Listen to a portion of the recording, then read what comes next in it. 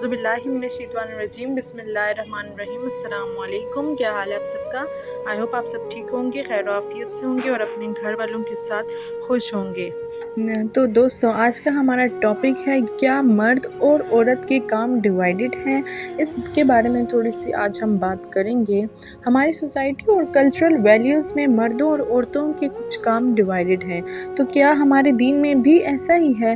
اس پر آج بات کرتے ہیں۔ ہمارے دین میں اللہ نے اور اس کے رسول صلی اللہ علیہ وآلہ وسلم نے ایسی کوئی بات نہیں بتائی جس سے واضح ہو کہ یہ کام مرد کا ہے اور یہ عورت کا ہے، سوائے فزیکل ڈفرینس جو کہ ظاہر ہے۔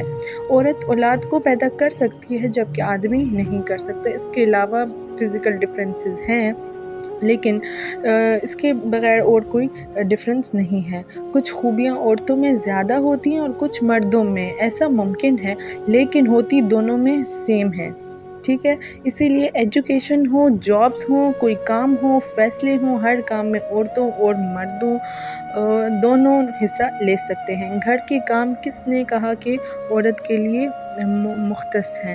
گھر کے کام تو آدمی بھی کر سکتے ہیں۔ حضور پاک صلی اللہ علیہ وآلہ وسلم اپنے سارے کام خود کرتے تھے، تو پھر یہاں ہمارے مشرقی آدمیوں کو ایسا کیا مسئلہ ہوتا ہے کہ وہ گھر کے کام نہیں کر سکتے، بیوی کا ہاتھ نہیں بٹا سکتے؟ بیویاں شوہروں کا ہاتھ بٹا سکتی ہیں باہر کے کاموں میں، جابس وغیرہ میں، اور شوہر بیویوں کا ہاتھ بٹا سکتے ہیں گھر کے کاموں میں، بچوں کی پرورش میں۔ یہاں تو ایسا ہوتا ہے کہ شوہر، بھائی، ابو یا کوئی بھی مرد گھر کا گلاس تک کو ہاتھ نہیں لگاتے پانی پینے کے لیے۔ سامنے پڑا ہوگا لیکن بلائیں گے کسی خاتون کو کہ آؤ بھائی پانی دو، آؤ میرے کپڑے استری کرو، آؤ یہ کرو، آؤ وہ کرو۔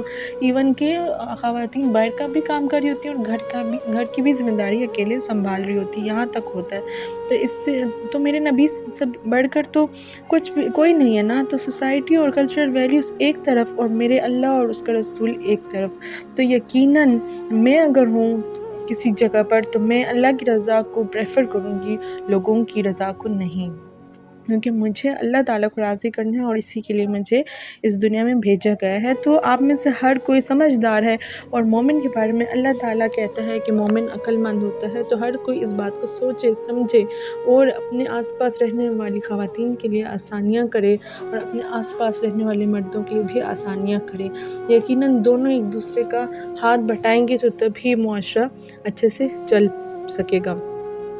دونوں ایک دوسرے کے حقوق بھی بخوبی ادا کریں، کوئی کسی کو نگلیکٹ نہ کرے۔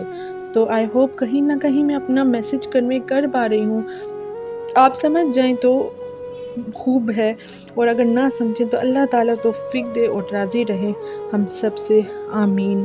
انشاءاللہ پھر حاضر ہوں گی، اپنا خیال رکھیے گا، اللہ حافظ۔